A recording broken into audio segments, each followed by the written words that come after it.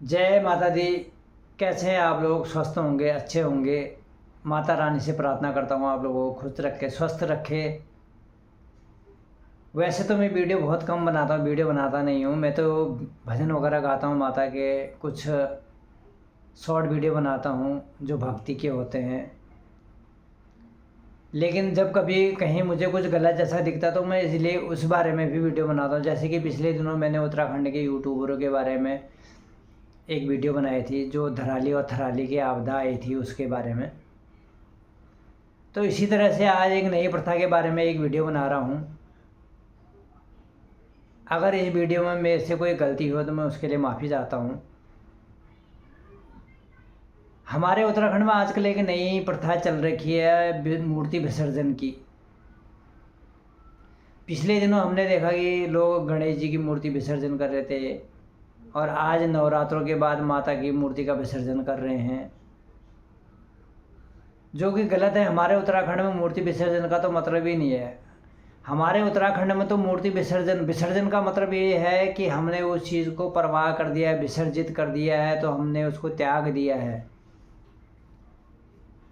हमारे वहाँ तो विसर्जन उसको करते थे जैसे कोई पुराना भूत आ जाता था, वो जब नाचता था वो कहता था कि भाई हमारे को हमारी मूर्ति बना के हमारे को गंगा में विसर्जित कर दो, और हम गंगावासी होना चाहते हैं। तो हम उन लोगों को विसर्जित करते थे, मतलब उनकी आत्मा की मुक्ति के लिए हमको उनको विसर्जन करना था। आजकल लोगों ने एक नई प्रथा चला ली है, बाहर की रीति रिवाज अपना लिए, अपने उत्तराखंड के रीति रिवाजों को भूल गए हैं। हम लोग पिछले दिनों हमने इतनी आपदाएं देखी, इतनी मुश्किलों का सामना किया, ये हम लोगों की गलती की वजह से तो है। क्यों? हमारे उत्तराखंड में बाहर के लोग पुजारी करने लगे, जो अघोर नहीं मानते, छौन नहीं मानते, कुछ नहीं मानते। वो लोग तो हमारे देवी देवताओं की पूजा कर रहे हैं। हमारे उत्तराखंड के लोग तो देवी देवताओं से दूर जा रहे हैं। हमारे उत्तराखंड के जो लोग हैं उन लोगों ने अपने बच्चों को, अपने पीढ़ी को, आगे को अपनी प्रथा के बारे में, अपनी रीति रिवाज के बारे में, अपनी देवी देवताओं के बारे में बताना चाहिए, सिखाना चाहिए अपने बच्चों को। जो लोग बाहर भी रहते हैं उन्होंने भी अपने बच्चों को सिखाना चाहिए कि हमारी रीति रिवाजें ऐसी हैं, हमारे उत्तराखंड में देवी देवताएं ऐसे हैं, ऐसे हम देवी देवताओं को पूजते हैं, और ऐसे हमारे वहाँ देवी देवताओं को पूजा जाता है। तो मेरा कहने का मतलब ये है कि तुम बाहर की रीति रिवाजें अपनाने से अच्छा है कि अपनी रीति रिवाजें, अपने उत्तराखंड की रीति रिवाजों को अपनाओ, और अपने बच्चों को भी सिखाओ। भैया आजकल हमारे उत्तराखंड में जो आपदाएं आ रही हैं, ये हम लोग कहते हैं कि कहीं किसी औरत को बाघ ने मार दिया जंगल में, कहीं घरों में बाघ आ गया है। ये क्या है?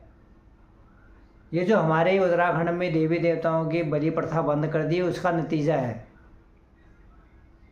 वो देवता तो अपनी बलि ले ही रहा है। वो पहले बकरे की बलि लेते थे, अब नरों की बलि ले रहे हैं। किसी न किसी रूप में तो बलि ले ही रहे हैं ना। आपकी बलि प्रथा बंद करने से क्या होता है? इतनी आपदाएं आ रही हैं, किस लिए आ रही हैं? ये माता का दोष ही तो है। ये दोष ही तो लग रहा है उत्तराखंड को, और क्या लग रहा है? इसलिए जितना हो सके अपने से अच्छा करो, अपने उत्तराखंड की देवी देवताओं को मनाओ, उनकी पूजा करो, आराधना करो, और अपने बच्चों को भी अपनी देवी देवताओं के बारे में समझाओ। ये बाहर की प्रथाएं उत्तराखंड में मत चलाओ। जो बाहर की प्रथाओं को उत्तराखंड में ला के चला रहे हैं, आप लोग जो उत्तराखंड के रहने वाले हैं, जो वहाँ रह रहे हैं, उस टाइम पे मौजूद हैं, तो वो लोगों ने भी विरोध करना चाहिए इस चीज़ का कि भैया ये हमारे उत्तराखंड में विसर्जित की तो प्रथा है ही नहीं। आप लोग क्यों चला रहे हो, क्यों कर रहे हो इसको? इसलिए मैं कहना चाहता हूँ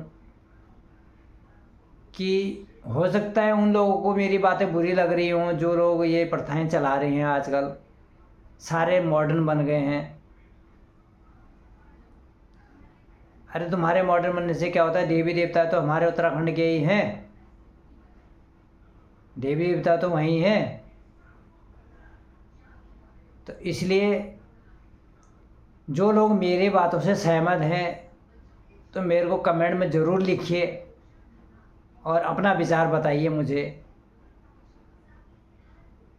और जो प्रथाएं चला रहे हैं वो तो मेरे से परेशान हो ही रहे होंगे, उनको तो मेरे को देख के गुस्सा भी आ रहा होगा,